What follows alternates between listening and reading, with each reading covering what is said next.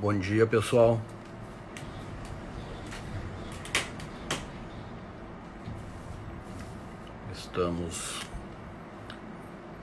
Vamos começar mais um café da manhã da Academia Brasileira de Direito do Trabalho, hoje com a professora Clarice Laupman, aguardando a entrada da professora Clarice. Bom dia a todos que estão ingressando no Instagram da Academia Brasileira de Direito do Trabalho.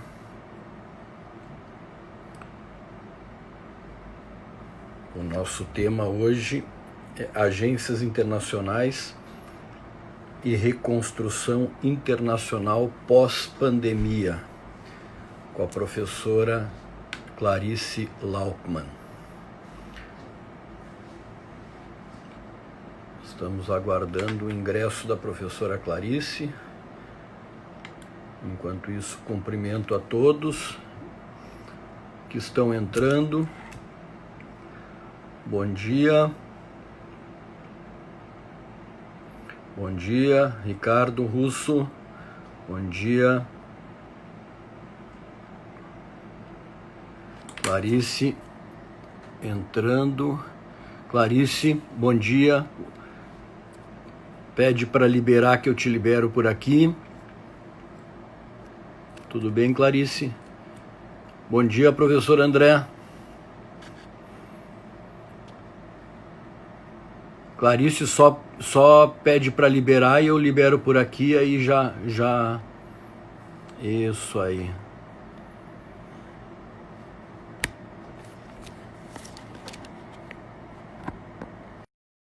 Estamos entrando com a professora Clarice. Oi, acho que agora foi, né, Gilberto? Bom dia. Bom dia, Clarice, tudo bem? Tudo bem. Então vamos lá. Estamos aqui, Gilberto Stirmer, com a professora Clarice Laupman, para mais um café da manhã da nossa Academia Brasileira de Direito do Trabalho. Hoje o tema é Agências Internacionais e a Reconstrução Internacional pós-pandemia. Eu tenho o prazer de receber aqui a professora Clarice Laupman, mestre e doutora em Direito pela Pontifícia Universidade Católica de São Paulo, a nossa co-irmã. Eu sou da PUC do Rio Grande do Sul, professora da Faculdade de Direito da Pontifícia Universidade Católica de São Paulo, do COGEAI, membro da Comissão Científica da ABDI, parecerista internacional de diversas revistas, como a UNAM, da UFBA, da Federal do Mato Grosso do Sul, assessora jurídica internacional. Bom dia, professora Clarice, é um prazer recebê-la. Muito obrigado por aceitar esse convite, que é um convite de madrugada, né? Nesse café da manhã com a academia. Bom dia, professora. Bom dia, Gilberto. Não tão de madrugada para quem está dando aula de EAD, né? É verdade. Mas bom dia, muito obrigada pelo convite. Eu agradeço a você, a Tereza Narras, pelo convite de estar aqui hoje falando de um assunto que me é tão caro, né? Que é essa, para todos nós um pouco, né? É verdade. Que bom, a nossa líder, nossa diretora de eventos, professora Tereza Narras, e o nosso presidente Alexandre Agra Belmonte, que com tanto trabalho que tem a academia, tem que delegar um pouco. E aí nós estamos aqui. Para mim é o maior prazer conversar contigo hoje sobre as agências internacionais. Mas, Clarice, vamos começar pelo óbvio, na verdade. O que são agências? E até... Por favor. Isso é assim, a gente começa pelo que a gente está falando, é óbvio, mas é importante porque há uma grande confusão nesse sentido, né? A gente tem hoje o sistema da ONU, que até algumas pessoas hoje chamam de onusiano, não sei se essa palavra ainda me soa muito estranha aos ouvidos, mas é como se tem chamado ultimamente. ele é um sistema muito complexo e muito grande, né? Hoje a gente fala aí de muitos agentes envolvidos. Só que, na verdade, o que a gente tem existe uma provisão legal dentro da Carta da ONU já dessas agências. Então, são órgãos super especializados, mas que trabalham junto à ONU, né? Tem uma ideia de cooperação, mas eles são órgãos autônomos, então isso é importante dizer. Então, a gente tem hoje 26 agências e programas dentro da ONU. Dentre esses, a gente tem 17 agências especializadas, né? Agências que já estavam dentro do cenário internacional e aderiram à Carta da ONU, né? E agências que foram exatamente construídas a partir da ideia de ONU para atender uma demanda mundial. Então, é importante a gente olhar para essas agências e entender que são autônomas, né? Que são estruturas autônomas, inclusive constituídas por tratado internacional, então, sua personalidade, elas vêm através do Tratado de Constituição, né? E esses tratados, eles podem, inclusive, ter uma variação de membros, e isso é importante a gente lembrar. Então, quando a gente pensa em ONU hoje, a gente está falando aí de 193 estados oficialmente, e a gente tem no Banco Mundial o mesmo número de estados, mas a gente tem outras agências, por exemplo, como a Agência do Trabalho, com 185 participantes, os estados participantes. Então, a gente tem uma diferenciação, né? São todos órgãos intergovernamentais, ou seja, a gente está falando aí, então, de uma sessão, de uma abertura da soberania, de um acordo soberano para participar desses órgãos, né? Que essas medidas, então, todos esses órgãos, então, eles podem sofrer algum tipo de variação, eles são vivos, né? Então eles têm uma personalidade, não tem nada estático, eles são construídos, né?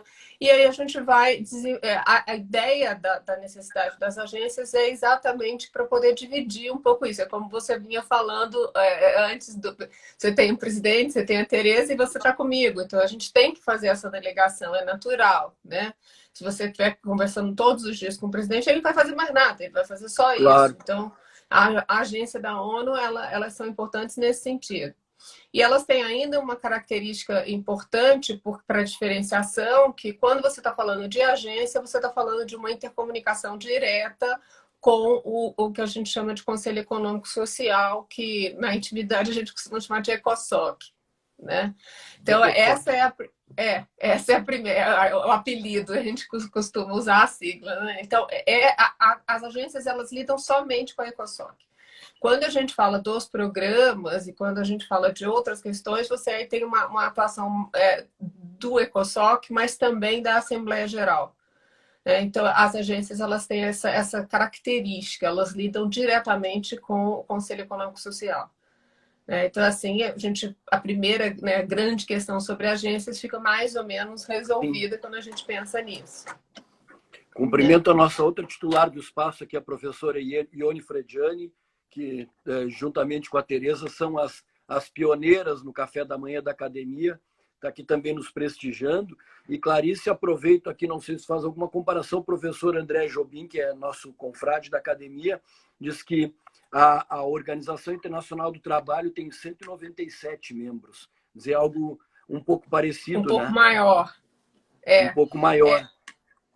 E a gente vai haver essa questão tanto na OIT, né, o ILO, como é chamado em inglês, mas a gente tem também, por exemplo, a Corte Internacional de Justiça, que aí já não é agência, né, é órgão fundante, é órgão principal, ela também está aberta, inclusive, para não estados, o que é uma possibilidade, desde que a Assembleia ou o Conselho de Segurança façam essa ponte de comunicação. Então, a gente tem uma diferenciação grande aí desse número de estados e de partícips, claro. Tá? Então, isso é normal, assim, acho que E isso é interessante até para poder a gente entender um pouco mais, por exemplo, como você vê um destaque de uma ou de outra. Né? Quando elas aparecem mais, como é que isso se transforma dentro do cenário internacional? O que gera aí também a pergunta se existe uma hierarquia dentro dessas agências. Pois não existe. Né? A importância delas dentro da ONU e a hierarquia, né? Elas não têm uma hierarquia. O que vai acontecer é que uma vai aparecer mais, né? Uma vai ser superveniente à outra, dependendo do assunto que a gente está tratando. Então, nesse momento, como a gente está tratando da questão do Covid, o primeiro grande foco é sobre a OMS. Né? Sim, Porque pois é isso que eu ia perguntar, as principais agências. Já cumprimento aqui a nossa líder, professora Tereza, que está nos assistindo também. Aproveito que tu fala no OMS, Clarice, e te pergunto aí sobre, já que tu está falando também sobre a questão da hierarquia, sobre as principais agências mesmo, parece que é do momento é o OMS, né? Então, como é que foi essa concepção? Né? A concepção lá de trás, a histórica, quando a gente começa a pensar em ONU, a gente começa a pensar em ONU, na verdade, em 1941, ou seja, ainda não se pretendia, mas ainda no início da Segunda Guerra Mundial. Né? Existe uma antecessora da ONU, que é a Sociedade das Nações, então a ideia de uma construção pela paz ela já existia, né? Já vem até da ideia do final da Primeira Guerra, quando se retrata aí a Sociedade das Nações, e também se dá início ao OIT, né? Então, é o Tratado de Versalhes que, na sua segunda parte, vai dar o início ao OIT, né? Que é essa agência tão importante, esse organismo internacional tão importante. Naquele momento, você vai começar uma construção de ideia de paz. Então, quando a gente vem para 45, de 41 a 45, toda a estrutura da ONU ela foi desenhada dentro do contexto ainda da guerra, mas dentro do contexto dos aliados e da negociação internacional para que a gente conseguisse recobrar a paz, né? Ter uma paz e aí sim mais duradoura. Porque a guerra ela é um impeditivo sempre e ela é uma grande questão dentro da humanidade. Então, as agências elas foram montadas nesta ideia. Né? Onde eu vou, qual é a parte que eu vou responder? O porquê que é tão importante, então, eu montar uma agência internacional falando do trabalho? Né? E por que não foi importante até então? Né? Por que isso ainda estava sob a demanda dos estados e não do cenário internacional, não da sociedade internacional como um todo? Então, a gente vai construindo isso. Então, a OIT ela é primeira, ela é de 1919, ela vem até, ela sobrevive à Segunda Guerra, até afastada da... Comemoramos os 100 anos da OIT o ano passado. 100 anos. Ela começa em 19, é que são muitas, às vezes eu me atrapalho nas datas, mas 19 a 80. Ela passa pelo período de guerra, inclusive ela sai de Genebra e vai até Montreal para poder ficar afastada mesmo do movimento de guerra. Depois ela retoma, né, com uma declaração da Filadélfia em 1945, que é uma declaração extremamente importante para iniciar tudo. Então, já que a gente está na Academia, né, Brasileira de Direito do Trabalho, a gente está exatamente valorizando isso. O trabalho ele valoriza, inclusive, a questão fundamental de direitos humanos, que é a dignidade humana. Né? O trabalho é instrumento de dignificação do homem, ele é um instrumento de mudança, e por isso essa agência é tão importante. Então, dentro das agências, a gente vai encontrar isso. A gente não vai encontrar essa hierarquia, mas a gente vai encontrar uma estrutura de 5 grandes, né? Alguns autores falam em 4, outros falam em 5 grandes, mas nessa estrutura a gente então vai ter a OIT, né? Que é essa estruturação de dignificação, de valorização e dignificação do trabalho, né? De cuidado com o trabalho e com o trabalhador e com o empregador, inclusive com uma linguagem muito atual, né? A OIT ela tem uma linguagem atualíssima de diálogo social, de partes representadas. Então, para mim, é muito cara.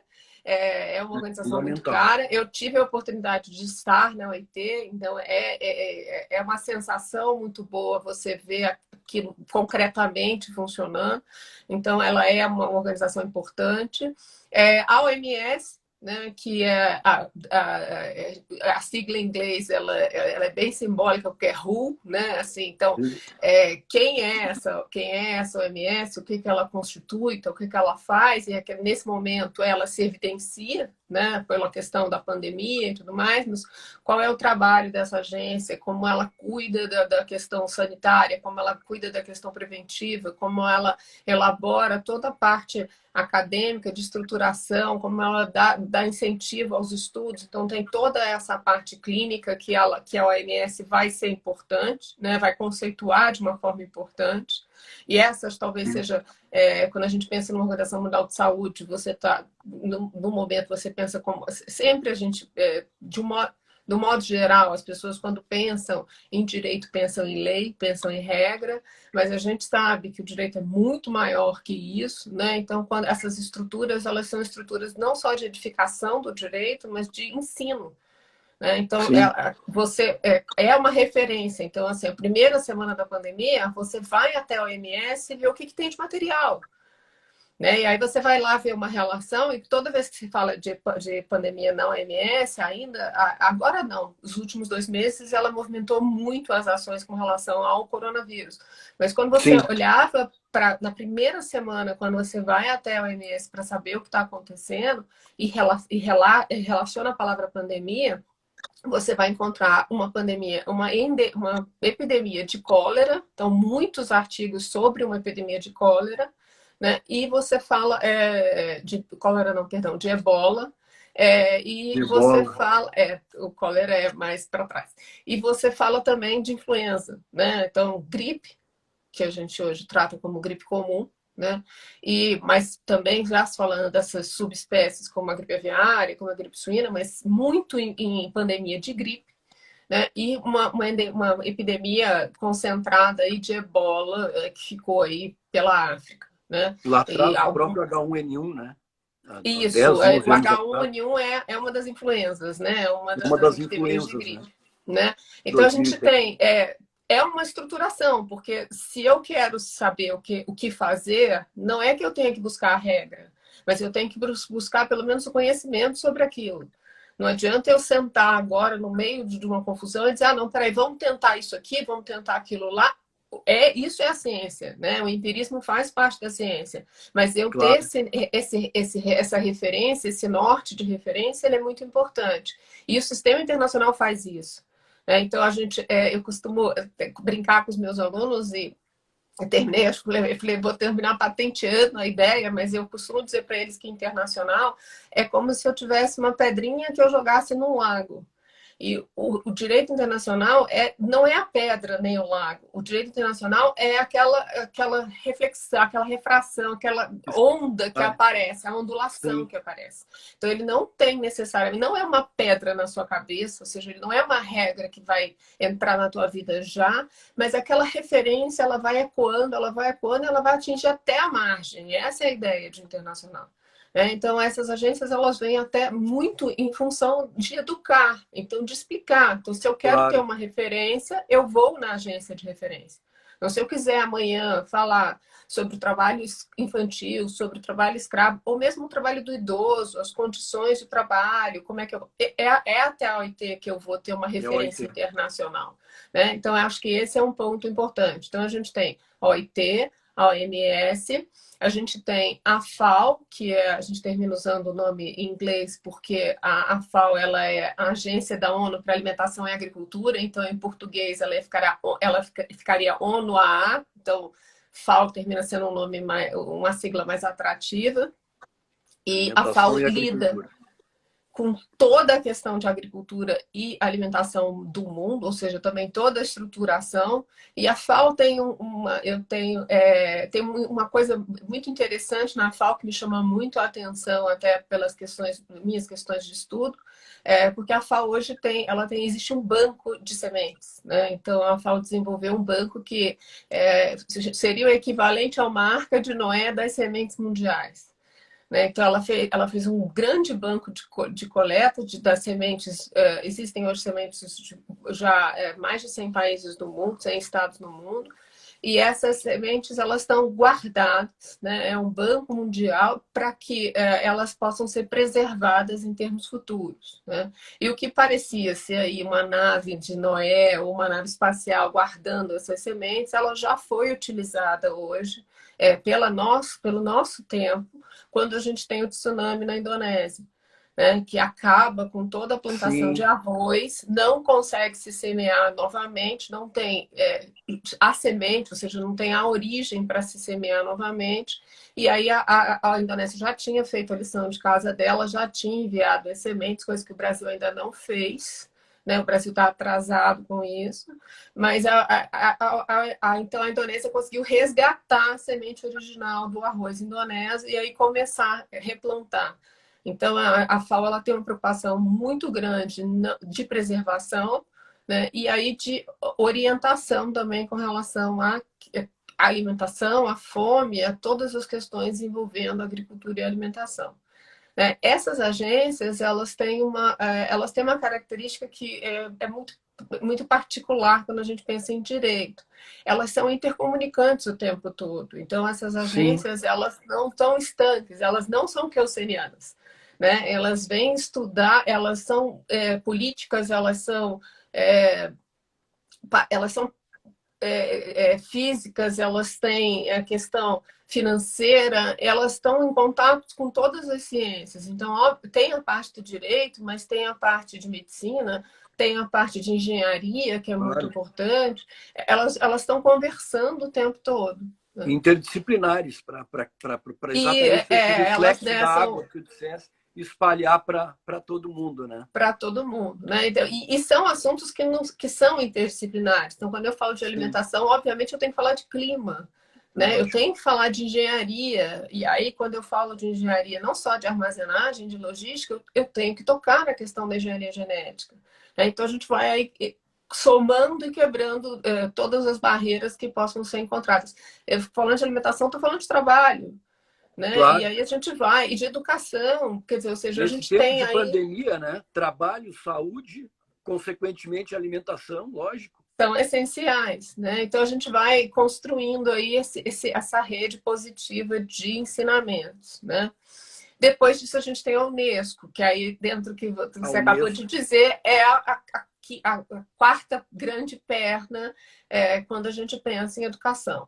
Né, que poderia estar aí sendo a primeira ou sendo a segunda, porque ela tem essa importância. Então, essas quatro a gente também, eu estou aqui elencando, mas na verdade elas não têm aí uma posição 1, uma posição 2, uma posição 3. Né? Então, a Unesco ela vai falar de educação no mundo, ela vai fazer preservação de patrimônio, né, preservação cultural, porque sem passado a gente não tem futuro, né? E se a gente não constrói, não preserva o nosso passado, para construir o nosso futuro, a gente não tem presente. Então, a Unesco ela tem uma capacitação enorme também na questão da educação. Né? É importante lembrar, né, Gilberto, que quando a gente fala das agências, a gente fala de uma reafirmação dos princípios.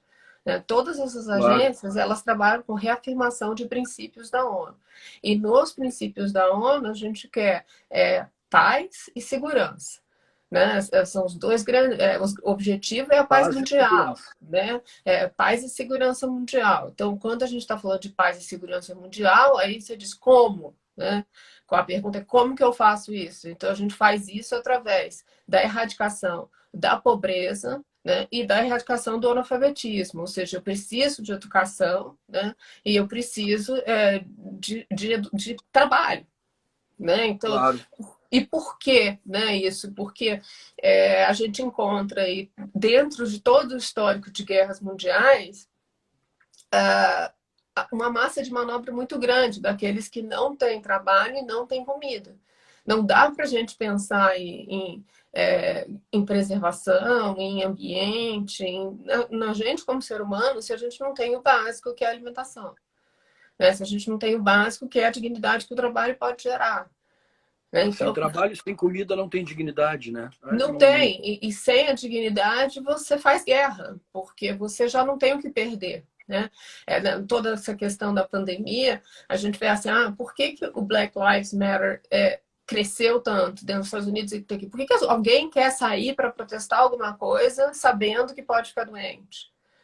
Porque o que acontece nos Estados Unidos, aqui também, mas o que aconteceu naquele momento era porque a população negra está afastada, né? A população negra tem uma quantidade de vírus e de situação viral muito maior pela falta da assistência. né?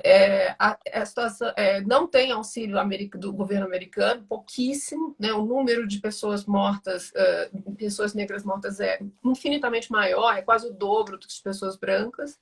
Então, você tem aí uma questão muito impactante e aquelas pessoas estão sem dignidade nenhuma. Então, sem dignidade, se é para morrer, eu vou morrer lutando. Né? Então, eu vou morrer questionando, eu vou morrer tentando modificar alguma coisa. E eu acho que é um pouco dessa ideia. Então, quando a gente fala assim, olha, mas como é que eles saem na rua? Saem porque você não está suportando mais a situação. Né? Então, as agências, elas, principalmente na ideia de educação, a coisa, quando a gente pensa muito em dignidade e no direito, quando a gente conversa com os amigos, com os advogados, é muito mais simples construir a ideia de dignidade. Mas sem ter um prato de comida, não dá para se falar em dignidade, não dá para falar, não, a pessoa não consegue pensar. E Clarice, a gente está sentindo na pele, nesse tempo de pandemia, a gente que sai no nosso carro, para numa esquina. Aqui em Porto Alegre, imagino em São Paulo muito mais, tem triplicado o número de pessoas que estão na esquina pedindo comida. Eu só rapidinho, tem um que na mesma esquina que sempre para e ele oferece balinha. Eu dou um dinheirinho lá para ele, disse, não, fica com a tua bala. Esses dias ele chegou com o cartazinho e eu digo, cadê tua bala? Ele disse, acabou, doutor, agora eu preciso só da ajuda sem vender a bala. E aí é uma outra questão, né? Porque quando ele vende a bala, ele está sendo digno. Claro. Né? Ele está ali tentando ganhar o pão dele dignamente. Tá? Não pode ser não com emprego formal, não da melhor forma possível, mas ele mantém a dignidade dele, porque ele leva ali, no final do dia, alguma Sim, coisa. Né? exatamente. Mas quando ele te pede, ele está pedindo a tua misericórdia, é uma esmola. Né? E a esmola é muito complicada, porque aí ela traz uma indignificação muito grande. E para alguns, a humilhação. Luiz Gonzaga tinha uma frase que dizia, é fantástica, quer dizer que a esmola, quando não mata um homem, vicia. Né? Então, ele traz uma indignidade muito grande nesse momento e pode gerar uma revolta muito grande. E que são massas de manobra, né, para a guerra. Né? São massas de manobra que foram usadas para a guerra. Né? Então, sempre a gente pensar em dignidade, a gente também tem que pensar nessa questão. A microguerra que vai se espalhando, é exatamente o que tu disseste antes da água, né?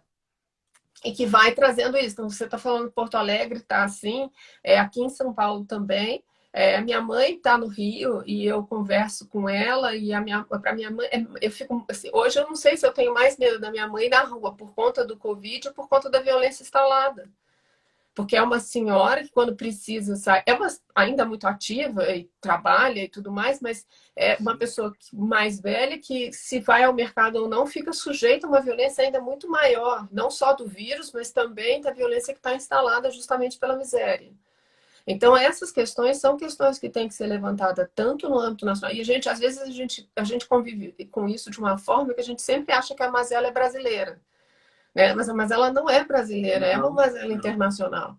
Né? E a gente vai encontrar ela em várias posições e com diferentes formas. Né? E isso tudo gera um descontentamento, gera uma humilhação, que são campos propícios para a guerra, não para a paz. Né? É muito difícil você manter a paz com uma miséria tão grande. Então, erradicar a miséria e erradicar o analfabetismo também, né? É muito importante por conta disso. O analfabetismo, hoje, a gente pode considerar dois tipos de analfabetismo. Aquele das letras, que te afasta, te aparta do mundo, e o analfabetismo digital, né? Que a gente vive com a questão dos fake news, né? Por exemplo, que é uma das questões que a gente tem hoje. Então, quando a gente olha para isso tudo, a gente tem que olhar para tudo isso e entender por que esse analfabetismo é ruim. Porque em algum momento você tem que ter uma interpretação que é dada pelo outro para você. Então você vai atrás da cabeça do outro. Né? Então, quanto mais eu puder propiciar as pessoas a pensarem, mais eu me distancio da questão animal e mais eu me torno alguma coisa diferenciada dentro do mundo. Claro. Claro. Né? Então, o investimento em educação, e a Unesco está aí para mostrar isso, para provar isso, ele é importante justamente para você poder pensar. Então, assim, é importante ter doutores, e a gente sabe o sacrifício que é passar por isso, os traumas que vão causando no lombo Não. da gente. E o medo que alguns têm de ser doutores hoje e de mostrar o diploma, porque sabem que não me querem porque eu sou mais caro, não é verdade? É verdade. Isso é É. verdade. Isso é uma coisa, por exemplo, que já aconteceu na Europa, inclusive com os recém-formados. Eles começaram, principalmente na Espanha, né? O caso da Espanha foi mais gritante, de pessoas falsificando o currículo para baixo, Para né? Para baixo. poder não ter a graduação, para justamente poder ser aceito dentro do mercado de trabalho. Né? Então, a gente vai. Claro que a gente precisa de doutores e que a gente precisa de pesquisadores, fundamentalmente, mas a gente precisa que as pessoas pensem, que a grande maioria pense e consiga Fundamentalmente. viver dignamente de pensar e de desenvolver um trabalho, porque senão a gente vai. O sistema é muito perverso, né, Gilberto? Então, o que acontece hoje? Você se formou, se a gente forma em advocacia, né, bacharel de direito, daí você vai trabalhar. Aqui São Paulo tem um mercado meio inflacionado e superfaturado, você pensa em 2, 3 mil reais mês. Aí o marceneiro, ele ganha mais que isso, porque não Ganha mais. tem. Não. Entendeu? Não tem marceneiro. Advogado tem qualquer quantidade, mas marceneiro bom não tem. Aí você começa a ter uma desvalorização do trabalho que estuda, uma supervalorização do trabalho técnico, que não é o ideal. O ideal é que o técnico consiga viver dignamente e que aquele que tenha vontade de estudar, estude para viver ainda de uma forma que seja Claro. comparável, compatível com o que ele estudou. Né? Então você perde um pouco essa noção. Então a gente aqui em São Paulo teve uma dos grupos de educação botou 300 professores na rua universitários Eu li. Sim, eu e a li. gente não tem o que dizer, porque você está porque você tá na máquina, mas a tecnologia ela não é para isso.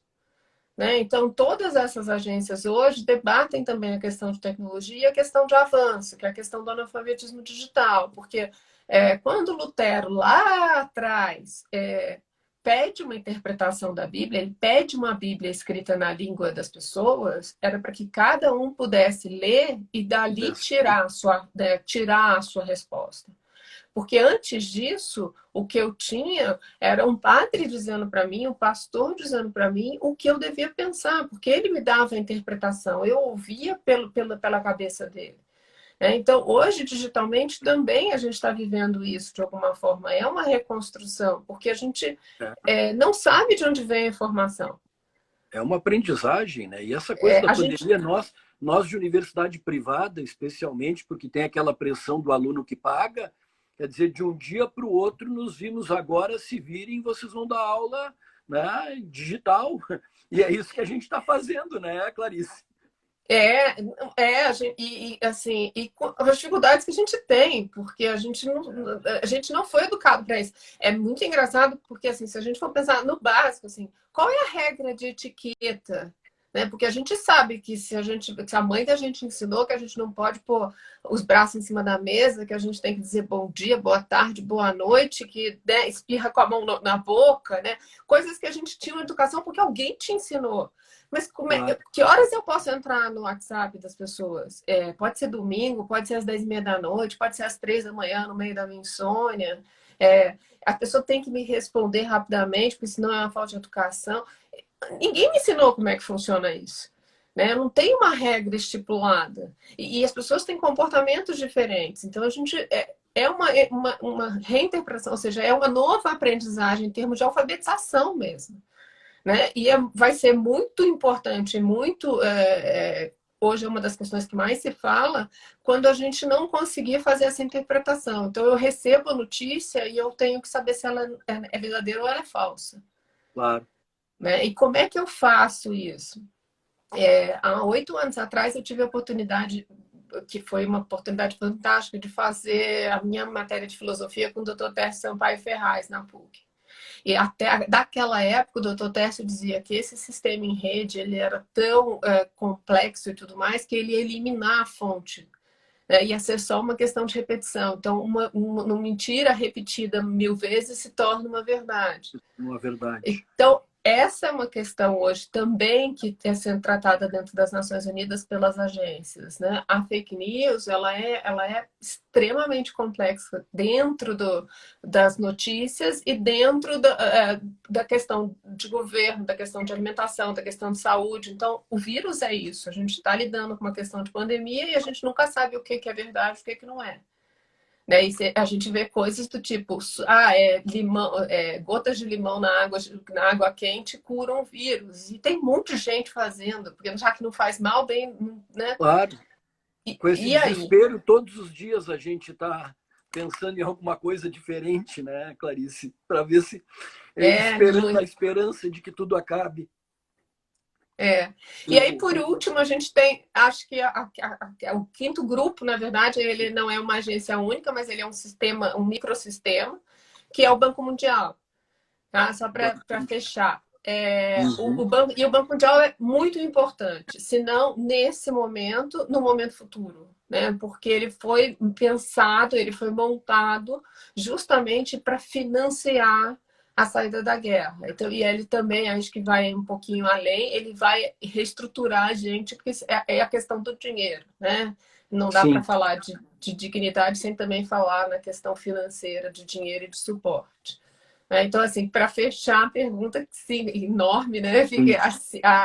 As 5 principais agências são essas. A gente tem outras tão importantes quanto, mas as grandes a gente costuma evidenciar como essas 5. Mas excelente. O pessoal do café da manhã da academia já está aproveitando para ter uma bela aula de direito internacional. Vários cumprimentando aí, uma assistência bastante grande, encantados com a tua exposição. Parabéns, Clarice. Não, imagina, obrigada. O Lauro aqui, que está sempre nos acompanhando, diversos, enfim. Eu até vou aproveitar, já que está falando, então, as 5 principais, OIT, OMS, FAO, Unesco e Banco Mundial. Nesse momento de pandemia que se discute também uma questão muito tem uma questão muito politizada, eu acho que a gente também não pode fugir muito disso. Eu te perguntaria se as agências são atores políticos da globalização, em que contexto elas estão nessa questão, Clarice? Esse é um ponto muito importante, porque a gente passa pela transformação o tempo todo. Ou seja, acho que eu e você sabemos o que é uma máquina de escrever. Né? A gente viveu uma época de máquina de escrever. O primeiro computador que eu tive na minha vida, assim, primeiro nem era meu, mas o primeiro contato que eu tive com o computador era um sistema MS-DOS, que era uma mesa. Né? Hoje a gente está aqui conversando de um aparelhinho deste tamanho, mas era uma mesa de trabalho, ainda fazia aquele barulho. Tem mouse, impressora matricial. Né? É uma coisa assim, né? De outro mundo. E quando a gente pensa nisso, assim, eu tenho filho, eu tenho um rapaz de 24 anos e uma moça de 20. Eles tão nova assim, né? E quando eu olho para os dois, assim, eu vejo os dois, a dinâmica deles, e tem coisas que às vezes a gente fala e que ele fala, mas eu falei, peça de museu mesmo, vocês vão ver porque a gente tem em casa, né? Porque eu gosto dessas coisas, o legado de preservação na minha família é meu, então eu tenho aqui a máquina, eu tenho as calculadoras antigas, as câmeras, então, por que não câmera. Eu ganhei uma Lepera 32 do meu pai de Natal aos 9 anos. Tenho guardada lá no escritório. Mas a câmera, que era uma coisa tão fundamental para a gente, para uma das coisas que hoje o mundo mais gosta, que é a questão da viagem, ela ficou obsoleta. Obsoleta, né? Não é verdade. A gente tá com o celular na mão, é só celular para tudo. Só celular. E é mais confortável, é claro. E aí cada vez o celular vai ocupando mais esse lugar da melhor câmera, da fotografia e tal. Porque a fotografia é uma coisa importante dentro da nossa sociedade. Ela é fundamental em termos de educação, porque ela leva uma história para frente, né? até às vezes com interpretações errôneas, como é aquele caso Sim. daquela foto famosa do beijo, né? Que na verdade hoje se fala que foi um assédio e que uma tentativa, mas que ela representou tanto a esperança de um momento final da Segunda Guerra tão grande durante tanto tempo, e hoje há aí uma conexão com o que que foi um assédio, que aquele beijo foi um beijo roubado, que isso já não pode acontecer. Então a Sim. gente tem essa progressão muito grande, né? Então quando a gente olha para as agências e para o sistema das Nações Unidas, a gente tem que exatamente pensar que ele não é estático. Então, se ele sai dessa Segunda Guerra e ele tem hoje, ele vai fazer 75 anos, né? Agora em novembro são 70, outubro dia 24 são 75 anos, a gente tem uma série de questionamentos, né? E a maior parte deles é exatamente se isso, então é só política, né? Se não é lei, é política, né? O que que é? E aí as agências elas vão ter um papel muito importante e um papel político muito importante, porque as agências acompanharam de alguma forma essa transformação. Então, as Sim. agências, existe já uma colocação maior, uma intercomunicação maior. Em que sentido? Quando eu finalizo a Segunda Guerra, eu tenho estados constituídos. Então, hoje a gente até tem mais estados do que a época, mas você tinha uma relação que era pública, que era entre estados, ou seja, eram estados e a ONU.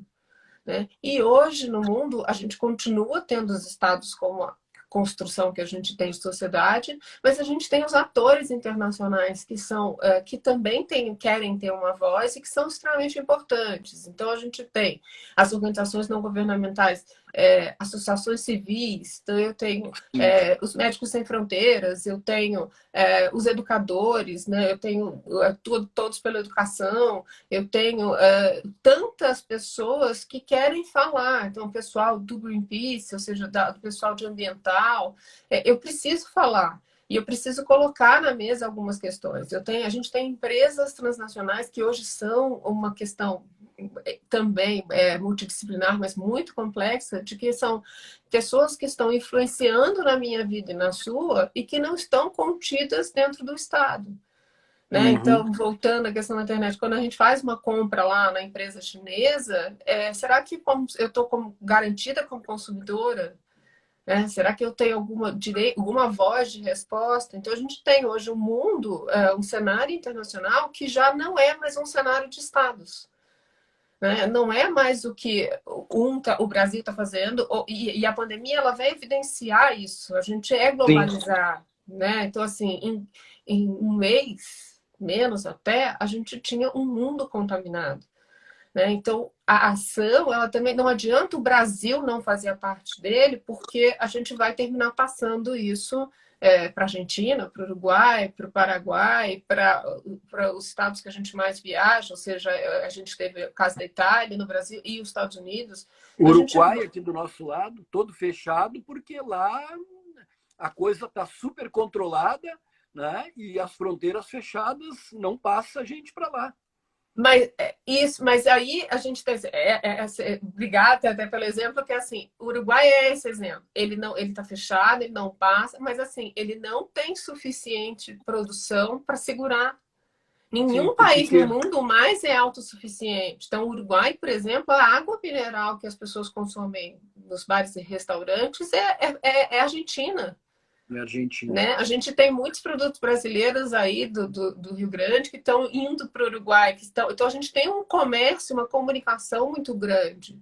Né? E como é que você faz essa comunicação? Não vai aguentar muito tempo, né? Não aguenta, você está fechado. Então, é a mesma coisa da blindagem econômica, que a gente está blindado economicamente. Não tem isso. Hoje não tem mais, né? E aonde entra o papel das agências? As agências elas entram exatamente para trazer essa voz para algum fórum de debate que possa mudar efetivamente alguma coisa. Né? Então eu preciso falar das empresas transnacionais, eu preciso falar dessas organizações, porque toda a informação de dados hoje, basicamente, está na mão das organizações não governamentais. Então, todos os números produzidos, hoje, por exemplo, no Brasil, houve um problema de apresentação de números, a falta de transparência do governo federal, as agências de comunicação nacional, né, ou seja, as agências particulares que trabalham, fizeram um pool organizacional para trabalhar com informação de números, de dados. Sim. Esses dados, eles podem não ser aproveitados pelo governo, mas eles vão ser aproveitados pelo sistema das Nações Unidas. Então, a gente tem nesse sistema algum escape dessa soberania, de alguma forma. Né? O como é que você fala em ator político e ator financeiro e ator de mudança dentro das agências? Essas vozes ouvidas, elas podem ser levantadas e elas podem aí sim atingir um volume que incomode os estados e que, ou não necessariamente incomode, mas que seja ouvido pelos estados para grande mudança. Né? Então, quando a gente pensa no OMS hoje, você diz, eu vou sair da OMS. Não basta você sair, ela vai continuar lá, ela vai continuar emitindo a informação. Pois quando eu preciso... Desculpa. Não, conclui. Não pode concluir. Não, então, quando você pensa nisso, você pensa, a informação vai continuar lá. Então, quando eu for amanhã pesquisar uma outra coisa, eu vou atrás da OMS. Certo. Né? Eu ia conectar isso, Clarice, porque nós estamos entrando já nos últimos 12 minutos. Tu sabe que o Instagram é inexorável. Está tão boa essa aula, está tão boa essa conversa que a gente não sente o tempo passar. Mas eu queria fazer uma conexão disso que tu está dizendo, da questão política, dessa questão da OMS que está dizendo. E tu falaste há pouco que o sistema ONU tem 75 anos, é de 1945, né? E para esse mundo de hoje, para esse mundo futuro, esse sistema, na tua opinião, ainda é viável? Essa é uma das grandes questões, inclusive, posso fazer até um foco voltado do tempo por conta da questão da pandemia. Né? Quando você olha para o sistema ONU, historicamente... Na reconstrução do mundo, pós-pandêmico, né? Isso, né? Quando você olha para o sistema da ONU, a gente historicamente, a gente olha para o momento de guerra. Né?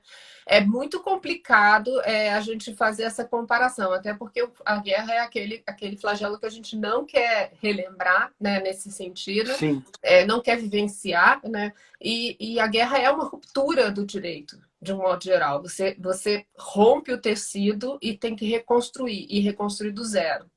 Né? Então, o momento da pandemia, ele se equivale na ideia de reconstrução. Mas a gente tem de onde reconstruir. Né? E o sistema da ONU ele vai entrar exatamente aí. Né? Eu acho que existem muitos questionamentos sobre a ONU, né? Inclusive da viabilidade da ONU, se a ONU consegue ser efetiva. Existe uma crítica muito grande à ONU, e aconteceu muito também em 2001, depois do atentado de 11 de setembro, né? Porque você diz, olha, se os Estados Unidos faz o que quer, a ONU serve para quê? Né? Rasga tudo isso, manda todo mundo para casa e pronto. Né? Mas o sistema que está aí montado, ele foi utilizado depois da guerra para a reconstrução e ele pode estar reabilitado para isso. Né? É preciso haver força política, né? É preciso haver vontade política, que talvez seja a grande diferença do momento pós-guerra para agora. Né? Naquela época você tinha uma consciência maior, inclusive de líderes, que você não tem hoje. Né? Você vê hoje um conservadorismo muito grande no sentido nacional, né? Então isso é muito ruim. Mas naquela época você também tinha conservadores, mas com a ideia de que a melhor conservação é você fazer com que as coisas andem. Né? A melhor forma de você manter alguma coisa é exatamente fazer com que ela funcione bem. Né? Tu estava falando da câmera que você ganhou aos 9 anos, eu tenho certeza que você cuida e que ela, de alguma forma, funciona. Talvez não com a perfeição.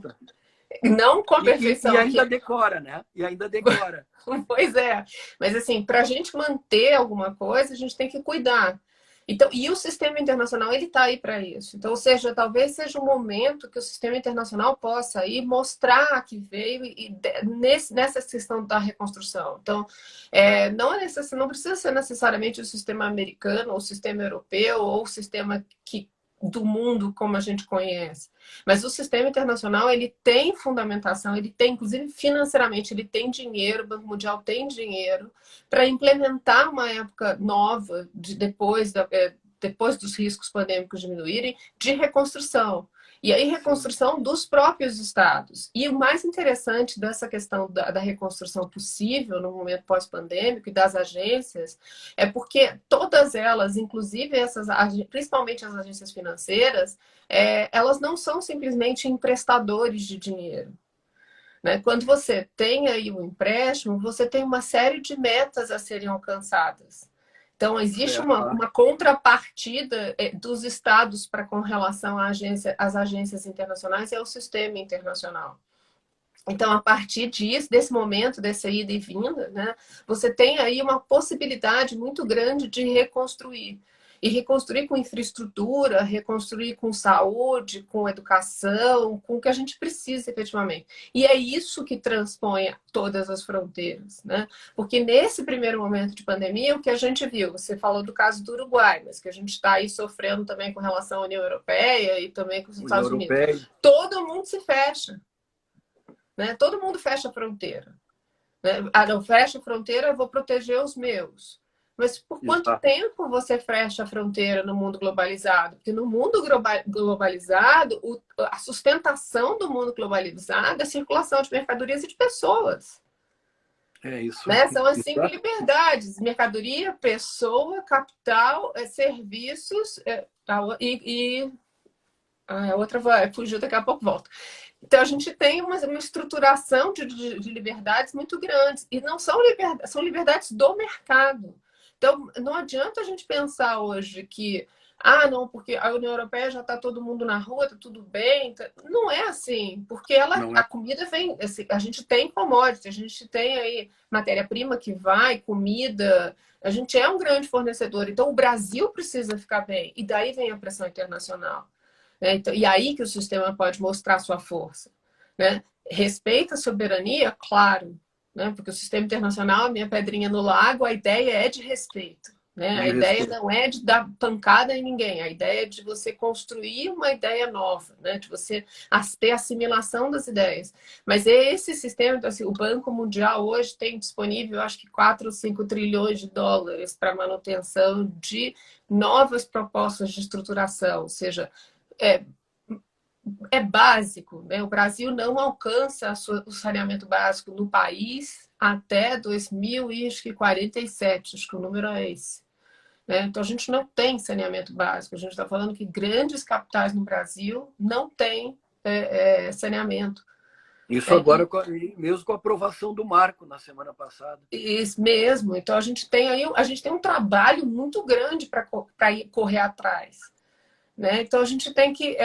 se a gente pensa que eu preciso olhar para o internacional e o sistema todo dizendo, eu tenho ali dinheiro, mas o que eu tenho que fazer? Eu tenho que reagir a ele. Né? Eu tenho que conversar com ele para que ele possa me ajudar e eu seja suficientemente inteligente para usar isso. Então, quando a gente pensa na ONU, a gente pensa um pouco nessa questão de estruturação. Então, hoje a gente fala assim, vale a pena? Né? Qual a importância que tem? Se eu for pensar na lei dura, talvez não valha a pena. Né? Mas se eu pensar em educação, em conhecimento, em transposição de fronteiras, de ciclos, aí eu acho que vale muito a pena. Eu continuo acreditando no sistema internacional, né? Claro que é uma grande paixão, né? Assim, são 20 anos dedicados a ele, até um pouco mais, né?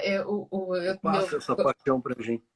O meu mestre de vida, ele diz que eu fui para internacional porque eu sou internacional, ou seja, eu tenho um avô que é filho de uma javanesa com um comandante de exército holandês e que veio parar no Brasil, ou seja, a minha história já é uma história de misturar, de estar em lugares diferentes. Então, é esse meu lugar, né? Então, a minha família é assim, uns vieram da Espanha, outros de Portugal, a gente tem essa construção. Tem um primo na Holanda que, graças à tecnologia, eu consegui me reconectar e ele faz aí a investigação disso tudo. Mas para eu poder sentir e entender se eu for lá no internacional, o que eu posso buscar de melhor. Então, Eu acho que é um pouco isso, é como a gente faz estudando, né? Quando a gente vai estudar, a gente pega ali a antítese, né? O que você não acredita, e você põe todos aqueles que você acreditam juntos para você te dar força para poder estruturar alguma coisa. Né? E é esse que o sistema internacional faz e pode fazer. E pode fazer de uma forma muito inteligente. Né?